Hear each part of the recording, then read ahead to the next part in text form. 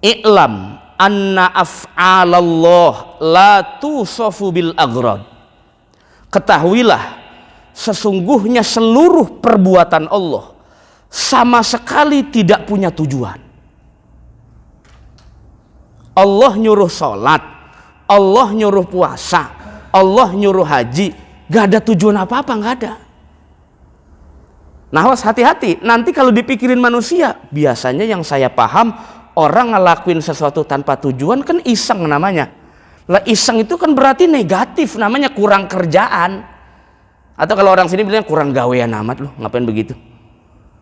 Awas, bagi Allah mengerjakan sesuatu tanpa tujuan positif. Bagi makhluk mengerjakan sesuatu tanpa tujuan negatif, Pak. Jadi terbalik ya. Kalau mengerjakan sesuatu tanpa motif dan tanpa tujuan dinisbahkan ke Allah, itu positif.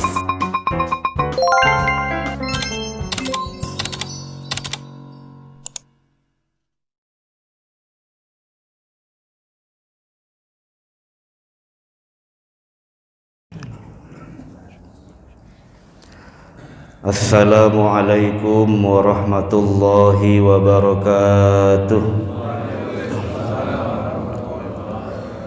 Alhamdulillahi rabbil alamin.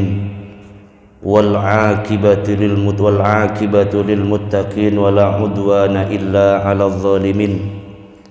Asyhadu an la ilaha illallah wahdahu la syarikalah. Wa ashhadu anna sayyidana wa nabiyyana Muhammadan abduhu wa rasuluh.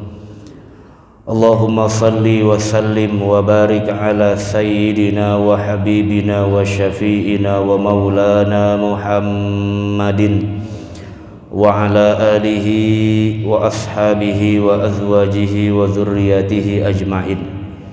Rabbi shrah li sadri wa yassir li amri wahlul 'uqdatam min lisani yafqahu qawli. Rabbi zidna ilman nafi'a warzuqna fahman jayyida fil laili wan nahar. Allahumma bika asbahna wa bika amsayna wa bika nahya wa bika namut wa ilaikan nusyur. Bismillahilladzi la yadurru ma'asmihi syai'un fil ardi wala fis sama'i wa huwas sami'ul alim. Allahumma faqihna fid din wa 'allimna ta'wil, amma ba'du. Faqad qala Allah ta'ala fi kitabihil karim, a'udzu billahi minasy syaithanir rajim. Bismillahirrahmanirrahim. Qalu subhanaka la ilma lana illa ma 'allamtana innaka antal alimul hakim. Wa qala Rasulullah sallallahu alaihi wa alihi wa sahbihi wa sallam, min husni islamil mar'i tarkuhu ma la ya'ni. Shadaqallahul azim. Para jamaah sekalian, jamaah Jumat berkah dan sholat subuh Masjid Al-Barkah yang insyaallah mudah-mudahan di subuh yang penuh dengan keberkahan ini, sholat subuh kita diterima Allah subhanahu wa ta'ala. Dan juga apa yang kita pelajari dalam thalabul ilmi, mudah-mudahan berkenan Allah berikan kita ilmu yang bermanfaat fid dunya wal akhirah, amin ya rabbal alamin.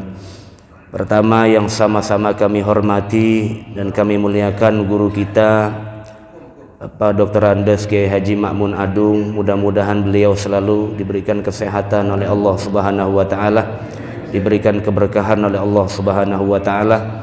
Segenap jajaran Dewan Kemakmuran Masjid Al-Barkah, para jamaah sekalian, kita bersyukur bahwa kita masih diberikan nikmat sehat dan panjang umur oleh Allah subhanahu wa ta'ala, sehingga umur yang diberikan Allah, waktu yang diberikan Allah bisa kita gunakan untuk ibadah kepada Allah subhanahu wa ta'ala. Betapa banyak waktu dan usia yang mubazir, umurnya panjang, waktunya luang, tapi bukan untuk ibadah kepada Allah subhanahu wa ta'ala.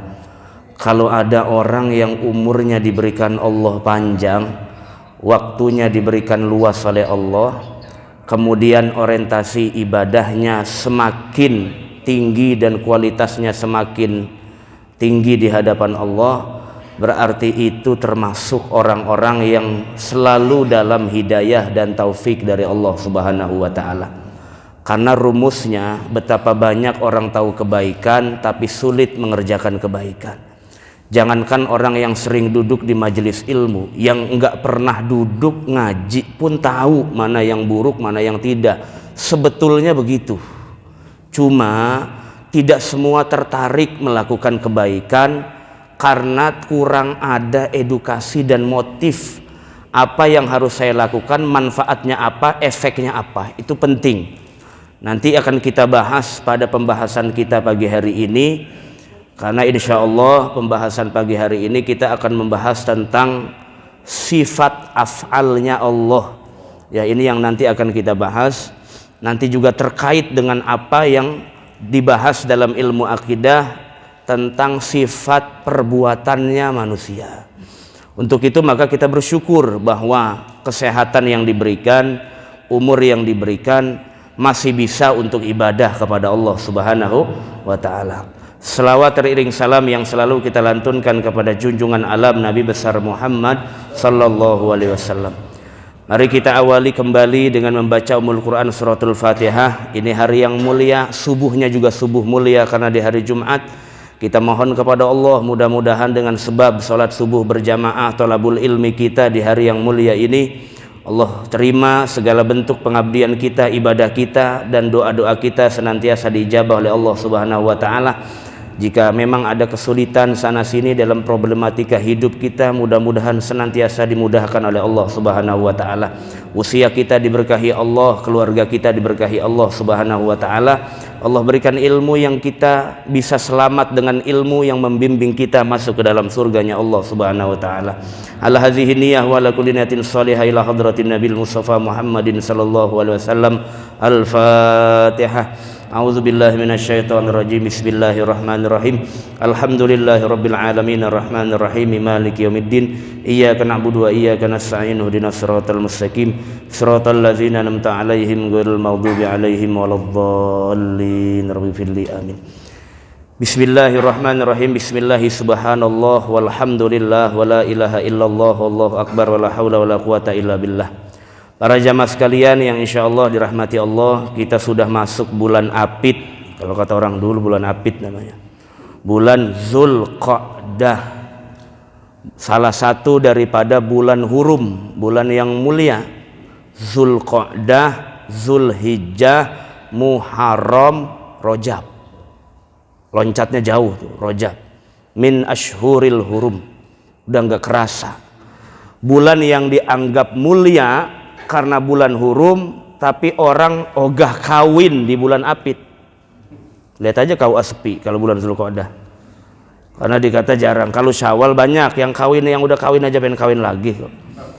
Kalau bulan Syawal katanya berkah, kalau bulan Syawal itu berkah. Perangsan kata saya yang kawin tua amat mukanya ya, yang kedua kali karena saya di KUA juga di Cipondo, tugasnya di Kementerian Agama.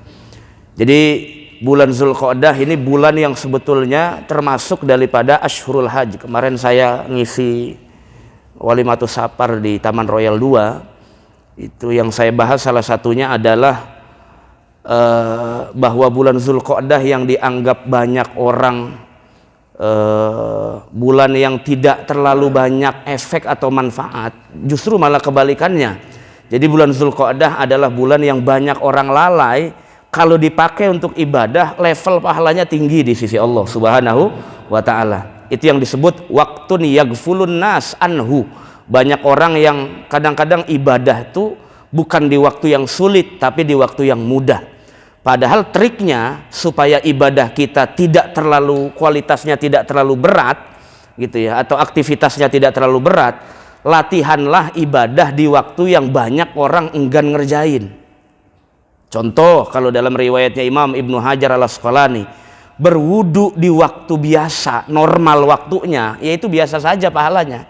Tapi berwudu fi waktil makarih, di waktu yang enggan orang wudu karena dingin, cuacanya enaknya tidur segala macam, justru itu yang berbobot di sisi Allah Subhanahu wa ta'ala. Kenapa? Karena orang enggan mengerjakan sesuatu pada waktu yang biasanya secara naluri manusia enggan untuk ibadah kepada Allah Subhanahu wa ta'ala.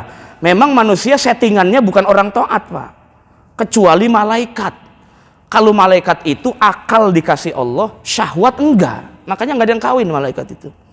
Akal diberikan Allah, syahwat tidak. Jadi levelnya hanya ibadah saja. Jadi akal ini kalau digunakan secara maksimal pasti menuntun kepada kebaikan, pasti itu. Kalau ada akal yang melenceng dari jalan Allah, itu bukan akal yang sesungguhnya, karena sudah terkontaminasi dengan ajakan syahwat. Kalau bahasa Imam Ghazali, man ghalabathu syahwatuh, syahwatnya melampaui akalnya. Jadi bukan mendekati malaikat, malah mendekati syaitan. Setan tuh akal punya, syahwat punya, tapi syahwat yang lebih dominan. Kalau manusia ini remang-remang tengah-tengah. Dibilang malaikat ya kagak ada tampang gitu. Dibilang setan ya rada mirip gitu juga. Jadi manusia ini tengah-tengah gitu loh. Nah, umumnya manusia bukannya dikalahkan oleh akal, tapi malah akalnya yang kalah dengan syahwat. Makanya ada sindiran dalam Al-Quran, ulaika kal an'am balhum adol. Bayangkan loh, manusia itu bisa lebih hina daripada hewan ternak. Padahal hewan hanya syahwat saja yang punya, akalnya tidak punya. Ini yang berbahaya, ya, yang berbahaya. Makanya kalau akal diberikan oleh Allah sebagai potensi untuk menunjukkan kebaikan, maka orang yang tidak menggunakan akalnya dengan maksimal dicela oleh Allah dalam Al-Quran. Maka seringkali disindir, afala ta'akilun, afala tatafakkarun, afala tatadabbarun, sering sekali. Tapi nggak pernah Allah itu memuji-muji hati manusia, itu jarang sekali. Yang ada malah hati manusia digambarkan fi qulubihim marad, summa qasat qulubuhum, hatinya keras, hatinya sakit, segala macam. Kenapa? Karena itu syahwat yang lebih dominan kemudian membuat hati manusia menjadi gelap. Jadi susah untuk ibadah tuh, motifnya apa itu? Motivasinya apa? Sehingga enggan untuk ibadah, enggan untuk berjamaah, enggan untuk thalabul ilmi. Jadi Bapak jangan heran kalau ada orang yang rumahnya nempel masjid, dengar pengajian, masuk kupingnya nggak budeg, nggak dengar pengajian, tapi nggak pernah datang, nggak pernah. Ya tahu, sibuk dari zaman Nabi Adam sampai Adam Jordan masih sibuk aja. Nah itu kadang-kadang. Jadi jangan heran, kenapa? Hidayah dan taufik murni milik Allah Subhanahu wa Ta'ala. Meskipun manusia punya pilihan, tapi untuk melangkah 1-2 langkah kepada kebaikan susah, Pak. Disitulah pentingnya kita zikir perbanyak tuh kata-kata la haula wala quwata illa billah. Yang maksiat tidak merasa putus asa dari rahmat Allah, itu kalau zikirnya la haula wala quwata. Yang taat tidak ujub dengan ibadahnya di sisi Allah Subhanahu wa Ta'ala. Karena makna la haula itu tidak ada kemampuan taat kecuali diizinkan Allah, dan tidak ada maksiat terjadi di alam dunia ini kecuali Allah izinkan karena hizlan. Hizlan itu menghinakan orang yang udah dibilangin masih bandel aja. Udah dibilangin, dikasih pilihan, gak dipaksa Allah masih bandel aja. Akhirnya udah dikasih, udah tuh kerjain maksiat, jadi istidraj akhirnya. Jadi hizlan. Hizlan itu kebalikan taufik. Kalau taufik itu diberikan kemampuan berbuat taat, kalau hizlan diberikan kemampuan berbuat maksiat. Kebalikannya. Yang diberikan kemampuan mengerjakan taat berarti dimuliakan Allah, yang diberikan kemampuan mengerjakan maksiat dihinakan Allah. Begitu. Karena ada juga toh orang pengen nyolong tapi nggak jadi-jadi, berarti diselamatkan Allah gitu. Udah ngintip dari jam 2 itu, kagak tidur-tidur tuan rumah nih, sampai subuh, akhirnya aja sholat subuh, akhirnya bukan nyolong, nggak jadi. Akhirnya nggak jadi, yang tadinya awalnya niat untuk berbuat keburukan, akhirnya malah jadi sholat subuh berjamaah, masih diselamatkan oleh Allah. Niat ada tapi belum aktual, nggak jadi. Beda dengan niat untuk berbuat kebaikan belum jadi aktual karena nggak bisa. Itu ada hadis Nabi, niatul mukmin khairun min amalih. Tapi jangan dijadikan argumen begini, udah orang kata ustadz niat aja jadi sih ngapain sholat, niat sholat aja udah jadi. Nah ini yang salah, ngajinya di pinggir jalan, salah, bukan di majelis taklim yang begini. Maksud dari hadis itu, orang sudah berupaya maksimal berbuat kebaikan, pengen direalisasikan, tapi tidak terwujud, sudah diniatkan, maka tetap dicatat oleh Allah Subhanahu wa ta'ala. Pengen pergi haji, ternyata pas hari H sakit parah, tidak diizinkan berangkat, niatnya dicatat. Begitu maksudnya tuh. Bukan berarti sengaja kagak jadi, bukan ya. Makanya bedakan antara orang belum mampu ngerjain kebaikan sama ogah ngerjain kebaikan tuh, awas, dibedakan ya. Kalau ogah biasanya rada jengkel juga malaikat, tapi kalau enggak, kalau masih belum mampu itu masih ada toleransi. Ini para jamaah sekalian rahmati Allah Subhanahu wa taala ya.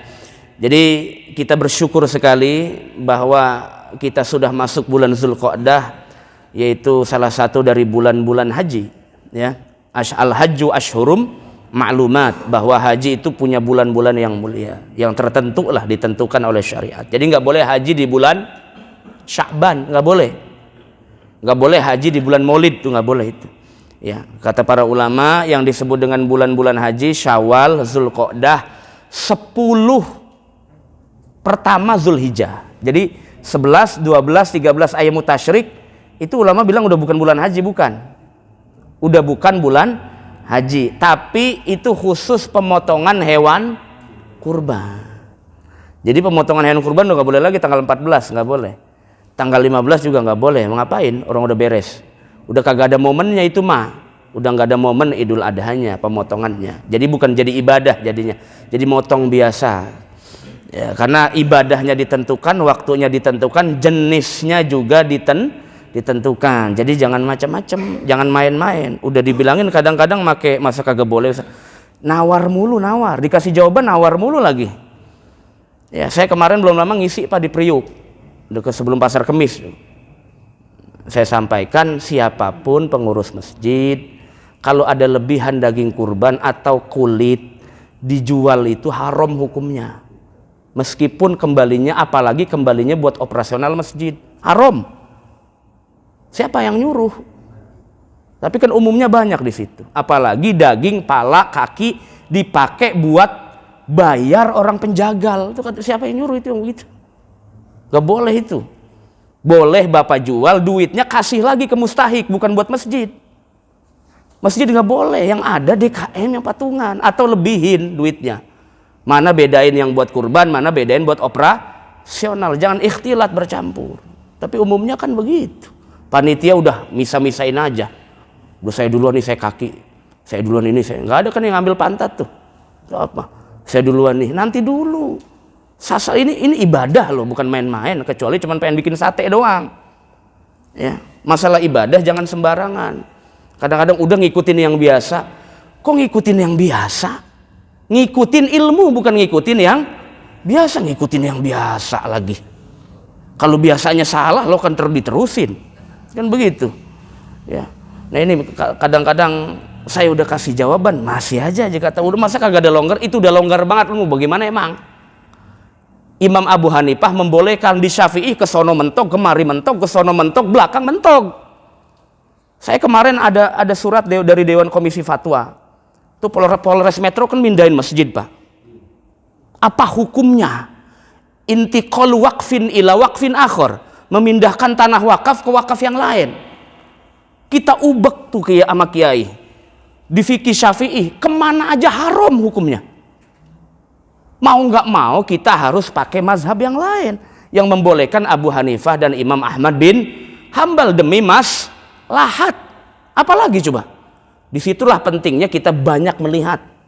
Pentingnya. Kalau enggak hidup ini susah betul. Bapak beli di Indomaret, ijab kabulnya jual beli, akadnya pakai Syafi'i, pasti domelin orang antri di belakang. Kelamaan. Mau kawin. Saya terima barangnya, ini duitnya bapak terima ya, saling ridho apa kagak, kan kelamaan beli begitu. Kata Imam Syafi'i nggak boleh, tapi Imam Nawawi membolehkan. Gitu. Makanya akad dalam muamalah lebih longgar daripada dalam ibadah. Ini para jamaah sekalian rahmati Allah Subhanahu wa taala, karena udah mau korban, jadi hati-hati ya.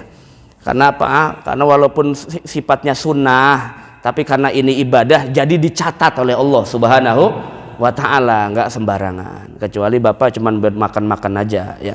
Dan hati-hati juga yang darah tinggi, hati-hati. Ya.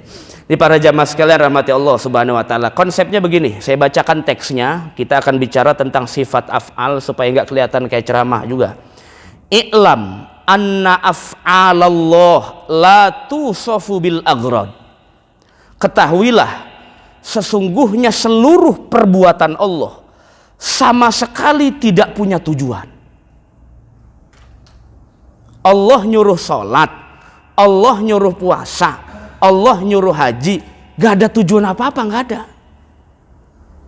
Nah, awas, hati-hati, nanti kalau dipikirin manusia, biasanya yang saya paham, orang ngelakuin sesuatu tanpa tujuan kan iseng namanya. Lah iseng itu kan berarti negatif, namanya kurang kerjaan. Atau kalau orang sini bilang kurang gawean amat loh, ngapain begitu. Awas, bagi Allah mengerjakan sesuatu tanpa tujuan positif. Bagi makhluk mengerjakan sesuatu tanpa tujuan negatif, Pak. Jadi terbalik ya. Kalau mengerjakan sesuatu tanpa motif dan tanpa tujuan dinisbahkan ke Allah itu positif. Tapi kalau dinisbahkan kepada makhluk malah negatif. Manusia itu memang wataknya mengerjakan sesuatu harus dirangsang. Makanya Quran itu setiap ujung akhirnya pasti ada kata-kata begini, Pak. Umumnya ya. Ya ayyuhalladzina amanu kutiba alaikum musyam. Akhirnya apa?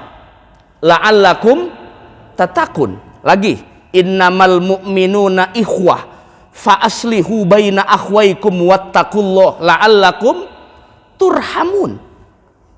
Ada yang nanya, Pak Ustadz, kan di Quran Allah ngasih tahu itu bahwa Allah memerintahkan puasa Ramadan tujuannya supaya mereka bertakwa. Itu bukan tujuan, itu Allah ngasih informasi manfaat ibadah puasa.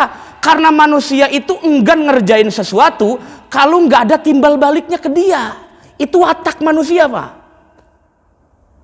Watak manusia begitu. Masa gua ngerjain sesuatu kagak untung gua. Manusia memang begitu wataknya. Jadi Allah kasih pengertian di Quran, hei manusia, orang beriman, kalau ente puasa, ente jadi takwa. Bukan berarti Allah butuh puasa manusia, bukan. Bukan berarti Allah butuh sholat subuh kita hari ini, bukan. Bukan berarti Allah butuh dengan zakat kita hari ini, bukan. Apalagi Allah butuh dengan haji kita, sama sekali enggak. Kenapa? Karena Allah memerintahkan hambanya mutlak karena kehendak, tidak sama sekali karena motivasi. Nah itu.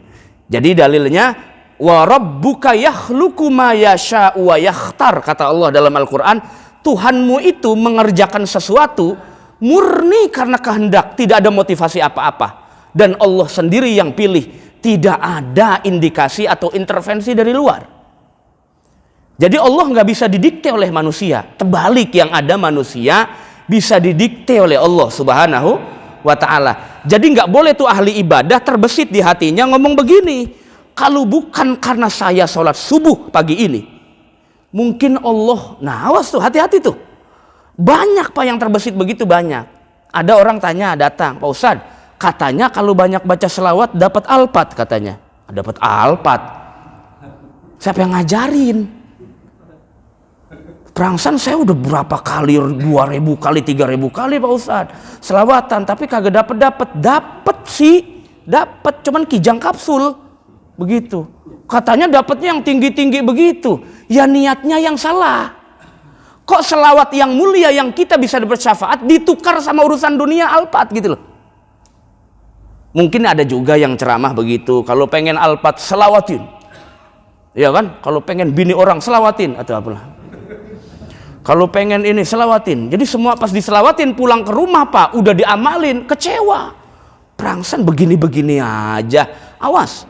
Karena niatlah yang paling dilihat oleh Allah Subhanahu wa ta'ala. Bapak kerjakan saja kebaikan, nggak usah berpikir tentang iming-iming yang lain. Itu pasti Allah kasih. Kadang-kadang manusia itu punya banyak motif ngerjain ibadah, sehingga malaikat juga enggan ngasihnya. Ini orang banyak banget maunya dalam doa. Begitu tuh kalau malaikatnya orang Cipondoh ngomongnya. Banyak banget maunya nih orang dalam doa. Padahal sholatnya cuma 2 rakaat doang, sholat sunnah. Tapi pas doa sampai 2 jam mintanya. Ya Allah, minta ini, minta ini, minta yang itu, minta yang ono no. Umur saya biar panjang, anak saya biar sehat, umur saya banyak. Padahal sholat sunnahnya 2 rakaat doang loh. Itu malaikat kagak nyekek aja udah syukur itu. Ini orang manusia pengennya yang enteng, tapi kalau masalah cita-cita sama Allah, doa pengen yang banyak itu. Nah itu manusia begitu. Kenapa? Karena motif manusia mengerjakan kebaikan atau melakukan sesuatu harus ada timbal balik. Makanya di Quran tuh Allah selalu katakan fungsi-fungsi ibadah tuh. Dengan puasa dengan salat tanha anil fahsya'i wal munkar. Dengan puasa engkau jadi takwa. Dengan silaturahim engkau bisa diturunkan rahmat oleh Allah Subhanahu wa taala. Ada hadis riwayat muttafaq alaih begini bunyinya. Man ahabba ayyubsata lahu fi rizqih wa ayyun sa'alahu fi asarih falyasil rahimah. Manfaat silaturahim salah satunya selain menurunkan rahmat Allah juga satu memanjangkan umur, 2 rezekinya diberkahi Allah. Coba bayangkan Kak, manusia kalau tidak ada iming-iming begitu untuk tahap awal sulit orang berbuat kebaikan Pak. Jadi ibadah tuh ada levelnya. Pertama, ibadah tuh levelnya harus ada iming-iming dulu. Yang kedua, sedikit-sedikit dipinggirkan tuh. Nanti level tertinggi namanya wa ma umiru illa liya'budullaha mukhlisin nalahuddin. Jadi masuk level ikhlas. Ternyata ikhlas yang gampang diucapkan dalam lisan, ternyata dalam praktek itu susah sekali. Jadi sangat wajar ibu-ibu nggak apa-apa kalau nyuruh anaknya sholat yang sudah akhil balik atau sebelum akhil balik deh, baru masuk SD. Nanti kalau kamu sholatnya rajin atau puasanya full 1 bulan penuh, nanti bapak kasih 2 lembar cepean. Itu nggak apa-apa itu. Memang watak manusia begitu awalnya. Nggak apa-apa diiming-iming. Awalnya aja nggak ikhlas dulu, awalnya nggak apa-apa. Nggak apa-apa. Tapi nanti terakhir udah makin gede ambil lagi cepeannya. Ambil lagi. Belajar ikhlas. Karena susah Pak. Nah maka perbedaan antara perbuatan Allah dengan perbuatan manusia, kalau perbuatan manusia pasti butuh motivasi dan iming-iming. Kalau Allah Subhanahu wa taala sama sekali berbuat tanpa butuh kepada makhluk, murni karena kehendak Allah Subhanahu wa taala. Jadi kalau ditanya kenapa Allah ciptakan langit dan bumi, kehendak Allah. Kenapa Allah memerintahkan sholat, kehendak Allah. Kenapa Allah memerintahkan haji, kehendak Allah. Kenapa hajinya harus di Mekah Madinah enggak ke Manchester, kehendak Allah. Emang ngapain ke Inggris? Kadang-kadang orang ada aja tafsirannya haji ke India atau kemana macam-macam aja. Haji apa mau joget? Ya itu memang sudah tabiatnya begitu karena Baitul Atiq, rumah tua cuma ada di Makkah, nggak ada lagi tempat lain. Rumah tua itu yang disebut dengan Ka'bah itu Pak, itu sebetulnya sudah ada sejak dulu. Kalau secara historiografinya, cuman hilang binasa ketika zaman Nabi Nuh alaihis salam. Kan banjir bandang kan zaman Nabi Nuh itu. Kemudian didirikan lagi oleh Nabi Ibrahim. Pondasinya diiniin lagi oleh Nabi Ibrahim terus sampai terjaga Baitul Atiq, rumah tua. Jadi bukan ketika zaman Nabi Muhammad, sudah dari dulu. Sudah dari dulu memang sudah ada.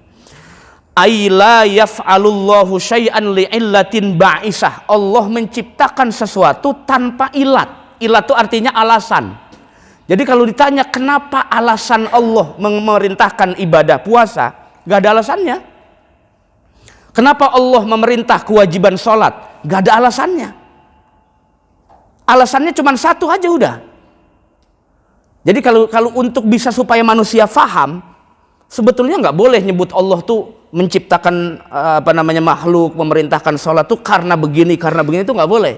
Untuk membedakan mana perbuatan Allah, mana perbuatan manusia. Karena begini Pak, misalnya nih saya desainer ya, misalnya saya desainer atau saya penulis buku. Kenapa Anda menulis buku? Pasti ada motifnya itu ditanya. Satu, ekonomi bisa dijual kok, bisa dijual. Yang kedua, supaya pikiran-pikiran saya bisa dibaca orang. Itu pasti ada tujuannya begitu. Harus ada timbal balik. Tapi kalau Allah nggak begitu. Kenapa Allah ciptakan makhluk? Kenapa Allah ciptakan langit dan bumi? Nanti jawaban yang liberalnya supaya ada temennya. Karena iseng sendirian. Begitu lagi jawabannya. Itu bahaya yang begitu, Pak. Murni karena kehendak Allah Subhanahu wa ta'ala. Murni karena kehendak. Makanya di ayat Quran Allah bilang, jangan tanya apa yang dikerjakan Allah. La yus'alu amma yaf'al. Jangan pernah bertanya apa yang dikerjakan Allah. Tanyalah kenapa engkau tidak mau mengerjakan perintah Allah. Tanya diri sendiri, nggak usah tanya gituan. Yang jelas semua yang diciptakan Allah kembali maslahatnya untuk manusia, Ada nggak Pak orang itu untuk sampai kepada tingkat kebaikan awalnya jalannya lika-liku dulu. Banyak sekali itu ceritanya banyak. Jadi Bapak kalau ditakdirkan mengerjakan maksiat, itu ada dua kemungkinan, Pak. Satu, itu betul dihinakan Allah. Dua, pengen diangkat derajatnya, cuman jalannya harus belok dulu. Kata Imam Ghazali, manusia itu kodoknya Allah itu ada modelnya banyak. Ada kodok Allah tentang taat, ada kodoknya Allah tentang maksiat, ada kodoknya Allah tentang nikmat, macam-macam. Jadi kalau kita terjerumus dalam maksiat, itu tidak selamanya negatif, bisa jadi positif. Contoh, ada orang yang biasanya taubatnya kepada Allah ngasal doang. Ketika dia jatuh dalam lubang maksiat, kembali lagi kepada Allah, taubatnya jadi setiap hari, Pak. Intens terus. Nah itu artinya Allah pengen angkat derajat seseorang, tapi melalui ujian maksiat dulu, baru balik. Langsung levelnya tinggi di hadapan Allah Subhanahu wa ta'ala. Jadi berfikirlah husnuzon kepada Allah Subhanahu wa ta'ala. Dan Bapak juga harus berfikir, enggak semua orang ngerjain kebaikan pasti dipuji Allah. Awas, hati-hati. Tidak semua orang ngerjain kebaikan berarti orang baik. Karena ada orang yang ngerjain kebaikan motifnya dunia. Satu, pengen disebut-sebut orang. Dua, pengen punya pangkat di dunia. Gitu loh. Saya. Nanti begitu di hatinya, Pak. Padahal baru 2 kali sholat subuh berjamaah. Lewat depan orang yang gak pernah sholat. Begi orang sih umur masih ada. Sholat lu. Padahal baru 2 kali tuh dia sholat subuh. Merasa lebih baik dari orang lain. Rontok semua pahalanya di sisi Allah Subhanahu wa ta'ala. Hati-hati. Karena yang susah itu menjaga hati. Tidak semua orang yang berbuat kebaikan pasti baik, dan tidak semua orang yang mengerjakan maksiat pasti hina. Ada juga orang diangkat derajatnya oleh Allah asbabnya dengan maksiat dulu. Ada juga orang pengen dihinakan Allah asbabnya dengan ngerjain taat dulu. Jadi nyaru, Pak. Nah etikanya kita bagaimana? Berbaik sangkalah kepada Allah Subhanahu wa ta'ala. Kalau yang ada itu Bapak dapat kebaikan bersyukur kepada Allah, dapat berbuat maksiat istighfar kepada Allah, dan masih diberikan kemampuan untuk sadar. Jadi dua-duanya ada feedbacknya kembali. Makanya kan taubat itu artinya kembali, ruju ilallah, kembali kepada Allah Subhanahu wa ta'ala. Kenapa demikian? Allah mengerjakan sesuatu tanpa alasan. Li'annal agrada tastalzimul iftikor. Tujuan itu berarti menunjukkan bahwa seseorang itu butuh itu, Pak. Iya. Kalau Allah menciptakan sesuatu atau mengerjakan sesuatu karena tujuan, karena sebab, karena alasan, berarti Allah butuh dengan sebab itu. Berarti Allah butuh dengan alasan itu. Begitulah bagaimana manusia. Ente kenapa tes PNS? Pengen begini, itu pasti ada alasannya. Ente kenapa sekolah kuliah jurusan ini? Pengen begini, itu pasti ada. Berarti dia butuh dengan sesuatu itu. Ya, nggak mungkin nggak butuh, pasti butuh itu. Jadi kalau Allah itu butuh kalau Allah mengerjakan sesuatu karena motif, berarti Allah butuh dengan manusia. Jangan sekali-kali terbesit dalam hati kalau Allah butuh kepada makhluknya. Karena sebelum ada perintah sholat, sebelum ada perintah puasa, Allah sudah Rabbul Alamin. Allah sudah jadi Tuhan segala alam semesta. Jadi nggak sama sekali butuh kepada makhluknya. Ya, ada ayat yang begini bunyinya, Pak. Ud'uni astajib lakum. Berarti Allah butuh doa kita. Berarti Allah butuh doa kita? Enggak juga. Justru kalau nggak doa malah rugi kitanya. Justru itu saking sayangnya Allah kepada kita. Jadi ngerangsang manusia, ayo doa. Nanti astajib gitu kata Allah. Nanti aku ijabah. Nah, aku ijabah tuh apa ya namanya? Rangsangan supaya manusia mau berdoa. Karena butuh begitu manusia itu. Bayangkan loh, kalau seandainya syariat ini tidak ada iming-iming pahala, sulit sekali cari orang yang ikhlas, Pak. Susah. Biar kata orang sudah hartanya banyak, tetap yang namanya kerja nggak mungkin nggak mau digaji, Pak. Ya mungkin ada, cuman 1-2 orang saja. Umumnya manusia pasti harus ada timbal balik dalam setiap perbuatannya. Perbuatan dunia saja begitu, apalagi urusan akhirat juga begitu sama. Jadi kalau ditanya kenapa puasa Rajab, kenapa puasa Syawal, kenapa puasa ini? Ya karena begini, gitu. Kenapa puasa Syawal? Karena mengikuti sunnah. Jadi ada motifnya. Karena kalau nggak begitu, enggan mereka berbuat kebaikan. Karena syahwat manusia itu lebih liar dari syahwat setan sebetulnya. Kalau setan masih bisa terkontrol, Pak. Makanya kadang-kadang setan bingung, kok lu lebih bahaya dari gua ya, kata setan. Setan aja nggak paham proposal loh. Nggak paham dia buat nipu orang. Tapi manusia lebih dahsyat, itu bisa manipulatif segala macam. Kadang-kadang setan gereng-gereng kepala, nih belajar di mana orang. Lebih bahaya dari tipu dari makayidus syaiton daripada tipu daya setan gitu. Kadang-kadang malaikat juga bisa geleng-geleng, Pak, ngelihat manusia. Nih kok ada ya Bani Adam tuh lebih mulia dari malaikat, kok ada? Ada nggak, Pak? Manusia lebih mulia dari malaikat ada nggak? Nabi besar Muhammad Sallallahu Alaihi Wasallam.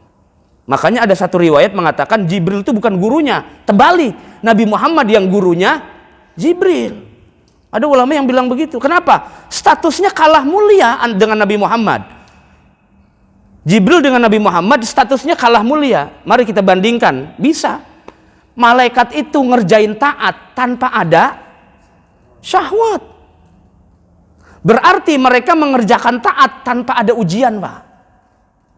Tapi kalau manusia ngerjain taat diuji dulu, ada syahwat, ada setan. Berarti kalau sudah jadi kebaikan, level pahalanya jelas lebih tinggi manusia daripada malaikat. Karena malaikat itu ngerjain kebaikan nggak ada ujiannya, nggak ada ujian syahwat, nggak ada ujian setan.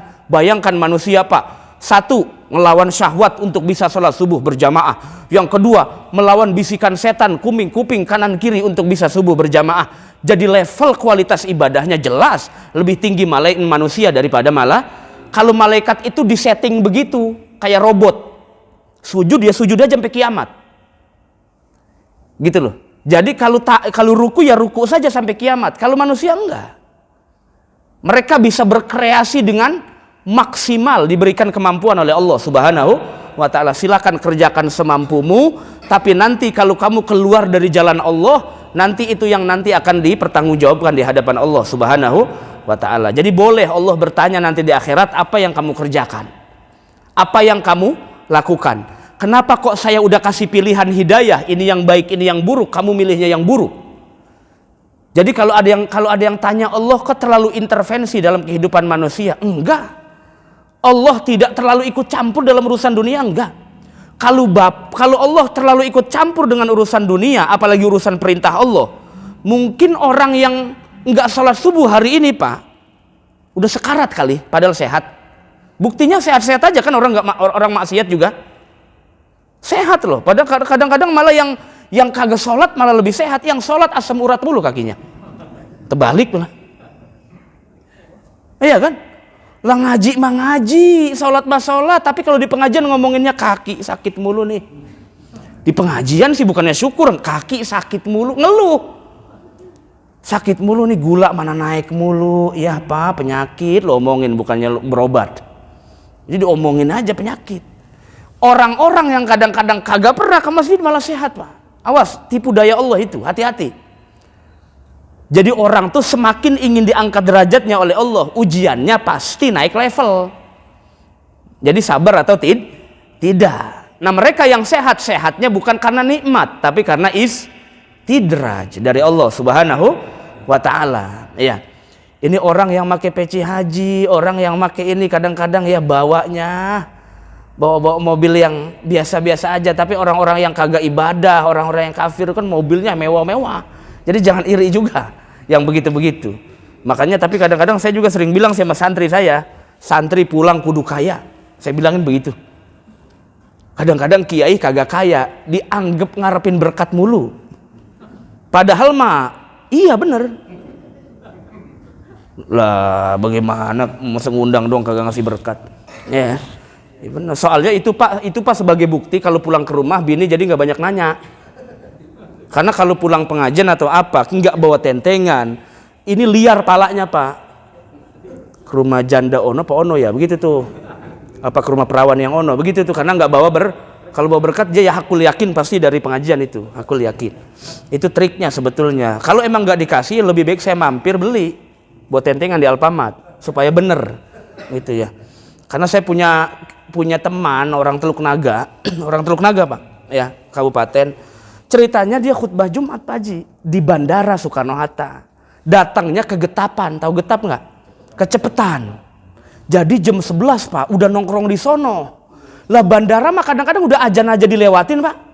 Jadi dimundurin. Ini azannya nih jam 11.55. Ya udah masuk waktu zuhur, waktu Jumat. Tetap aja azannya mantar jam 12 tepat. Jadi karena nunggu jamaah kumpul dulu. Ceritanya dari jam 11 udah datang. Karena ngelihat masjid masih kosong. Akhirnya duduk di mobil sambil nganuin AC. Di mobil, bangun-bangun 1:30. Kata dia, wah kayaknya udah waktunya Jumat kali. Pas dia lihat, kok masih kosong aja? Pas dia lihat 1:30, emang dianya yang tidur. Pikiran dia nih, ini cerita sama saya, pikiran dia, gue bagaimana pulang ngadepin bini ini? Kagak bawa amplop. Karena izinnya dari rumah khutbah Jumat, bilangnya emang mau kemana bang? Mau khutbah Jumat? Pasti bawa amplop dong. Begitu tuh. Gue kagak bawa amplop. Ceritanya akhirnya melengos dia ke ATM, beli amplop di warung, dimasukin duit gope. Kata itu dari khutbah, padahal bukan, ngambil itu, boleh ngambil dari. Nah itu, dia kadang-kadang bingung juga karena aduh lebih baik debat sama mungkar nakir dah daripada perempuan lah, itu ya. Itu. Ini para jamaah sekalian rahmati Allah subhanahu. Saya ini kan sering kali berhadapan dengan calon pengantin Pak. Makanya kenapa kebanyakan orang tuh pecah rumah tangganya, karena kurang paham meladeni perempuan. Jadi kalau bapak istrinya di rumah lagi khutbah Jumat, udah dengerin aja Pak, dengerin aja dengan seksama. Kalau dia lagi khutbah Jumat, khutbah Idul Fitri, khutbah gerhana, ya dengerin aja dengan seksama. Nanti udah diem aja ke toko emas, terus tinggal, jangan dibeliin, jangan, tinggal aja udah. Nih. Lah kan saya nyuruhnya antar ke toko emas doang, nggak nyuruh beliin. Udah tinggal aja, habis itu jangan diaku bini siapa itu, bini siapa. Udah begitu. Ya. Itu jadi jangan pas ngomel lagi, jangan bingung. Dulu saya juga begitu Pak, bini lagi ngomel nyeduh kopi, makin marah dia. Orang lagi ngomong lu nyeduh kopi lagi. Kurang ajar katanya. Ini para jamaah sekalian rahmati Allah subhanahu wa ta'ala. Dah. Jadi tidak ada satupun motif bagi Allah untuk mengerjakan sesuatu karena sesuatu. Ya, jadi Allah tuh mutlak mengerjakan sesuatu karena kehendaknya, ya, karena kehendaknya. Tapi kalau kita mau paham kenapa Allah perintahkan sholat, ini paham kita Pak. Kenapa Allah perintahkan puasa? Tujuannya dalam paham kita ya, bukan dalam perspektif Allah, bukan. Terlalu jauh. Dalam paham kita, karena rahmatnya Allah subhanahu. Allah pingin kita ini selamat, Allah pingin kita ini dekat dengannya, maka diberikan fasilitas dengan perintah-perintah Allah subhanahu wa ta'ala dan menjauhkan larangan Allah subhanahu wa ta'ala. Dah, terakhir sebagai epilog ya, orang tuh berbuat sesuatu ada 3 model Pak. Orang tuh melakukan sesuatu ada 3 model. Pertama, orang tuh melakukan sesuatu fa'ilun atau yaf'al bil ikhtiar, mengerjakan karena pilih. Jadi bapak bebas, mau milih apa saja bebas. Biasanya yang begitu bisa ngerjain, bisa juga tidak. Ya bisa juga tidak, mau mengerjakan atau tidak. Nah, sesuatu yang seperti ini hanya ada pada Allah. Bapak kalau ngaji sifat 20 ada yang hafal? Yang wujud. Nah, kidamba kok yang begitu tuh. Ada sifat Allah yang ke-41. Hafalnya 20 doang ya? Iya, itu juga udah lupa. Iya kan yang 20. Yang wujud kita. Nah, yang ke-41 bunyinya begini. Fi'lu kulli mumkinin au tarkuhu. Allah itu mengerjakan sesuatu semaunya tanpa paksaan. Enggak paksaan, tanpa paksaan. Jadi Allah mau ngerjain ya terserah Allah, mau tidak juga terserah Allah Subhanahu wa ta'ala. Nah, jadi yang punya perbuatan ini hanya Allah Subhanahu wa ta'ala. Itu namanya fa'ilun bil ikhtiar, ngerjain sesuatu murni karena pilihannya sendiri. Pertanyaannya, manusia bisa nggak begitu? Manusia bisa memilih nggak Pak antara ibadah dengan tidak ibadah? Bisa milih nggak? Bisa. Tapi udah tahu konsekuensinya, bakal celaka di akhirat, kan begitu? Allah nggak paksa, tapi ada konsekuensi. Nah, bedanya apa dengan Allah? Allah ngerjain sesuatu atau tidak ada konsekuensinya. Tidak ada timbal balik yang negatif bagi Allah Subhanahu wa ta'ala. Beda dengan kita. Kalau kita ini juga diberikan kemampuan oleh Allah untuk memilih mau sujud atau tidak, mau puasa atau tidak, terserah engkau, kata Allah. Tapi ada konsekuensi. Mengerjakan taat dapat pahala, ninggalin maksiat dapat pahala, meninggalkan taat dapat siksa, ngerjain maksiat dapat siksa. Itu konsekuensi namanya. Ya. Nah, itu yang disebut dengan fa'ilun bil illah. Yang kedua, Pak. Yang pertama apa tadi? Fa'ilun bil ikhtiar, ngerjain sesuatu semaunya karena pilihannya sendiri. Yang kedua, mengerjakan sesuatu karena motif. Nah, itu namanya manusia, ya, manusia. Itu. Kalau manusia pasti ngerjain sesuatu karena ada motifnya. Justru kalau nggak ada malah dianggap negatif, ya. Jadi karena sebab. Nggak apa-apa. Kalau saya misalnya sekarang mengatakan saya ibadah kepada Allah murni karena Allah. Pertanyaan saya, karena Allah itu sebab bukan? Ulangi lagi, belum ngopi kayaknya. Ya. Nah, saya bilang saya ikhlas. Hari ini saya sholat karena Allah, bukan karena DKM, bukan karena kiai lewat depan rumah saya, bukan. Biasanya rada takut juga kalau kiai lewat depan rumahnya, diplototin doang, nggak jamaah-jamaah lu, gitu tuh. Ya. Saya sholat bukan karena ditegur Pak Haji Haidir, misalnya, bukan begitu. Ya. Tapi saya sholat semata-mata karena Allah. Pertanyaan saya, semata-mata karena Allah alasan bukan? Alasan bukan?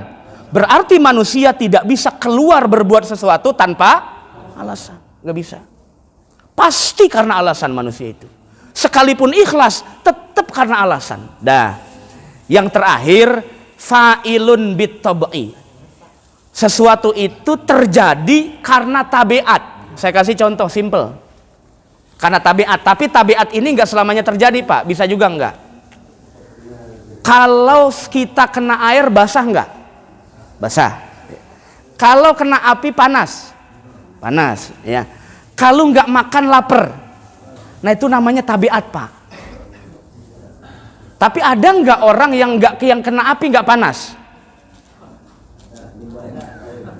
Ada limbat. Limbat kadang-kadang melampaui Nabi Ibrahim tuh. Ya kan? Aneh-aneh aja.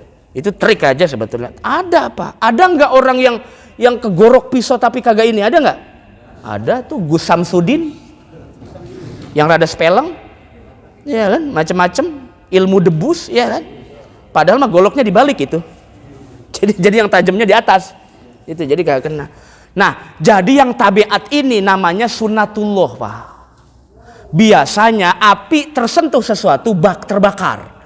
Kita kena air bisa basah. Orang tidak makan lapar. Habis makan bego, kan begitu? Kenyang, maksudnya habis kenyang. Habis kenyang, biasanya habis makan orang merasa kenyang. Nah, itu namanya sunnatullah. Boleh nggak Allah melanggar sunnahnya? Boleh nggak Pak? Hati-hati yang bilang nggak boleh, hati-hati. Boleh tidak Allah melanggar sunnahnya Pak? Boleh? Jangan ragu Pak, sangat boleh Ustadz, karena itu aturan Allah sendiri, terserah Allah, kan begitu? Ya. Nah itu jadi sunat, kalau sunatullah terserah Allah, boleh dilanggar sendiri. Karena peristiwa Isra dan Mi'raj, salah satunya adalah Allah merubah sunnahnya sendiri. Yang namanya fisik itu pasti membutuhkan waktu yang cukup lama untuk menempuh jarak dari satu ke yang lain. Tapi ternyata peristiwa Isra Mi'raj dengan begitu cepat Allah berikan kemampuan bagi Nabi Muhammad, itu artinya Allah telah merubah sunnahnya sendiri. Jadi boleh-boleh saja. Ya, kalau Allah kalau Allah merubah sunnahnya sendiri, itu boleh-boleh saja. Ini para jamaah sekalian rahmati Allah Subhanahu wa taala ya. Atau kalau bahasa kita, bahasa kampus namanya alam kosmologi ya. Ntar ada siang, ada malam, ada itu udah sunatullah itu namanya ya. Nah ini para jamaah sekalian rahmati Allah Subhanahu wa taala. Ya jadi kalau kita melihat bagaimana perbuatan Allah Subhanahu wa taala, berarti kita bisa membedakan kita ini siapa sebagai makhluk. Ya. Kita ini siapa sebagai makhluk. Tidak semua yang dikerjakan makhluk terjadi, tapi pasti semua yang dikerjakan Allah terjadi. Pasti Pak, itu rumusnya.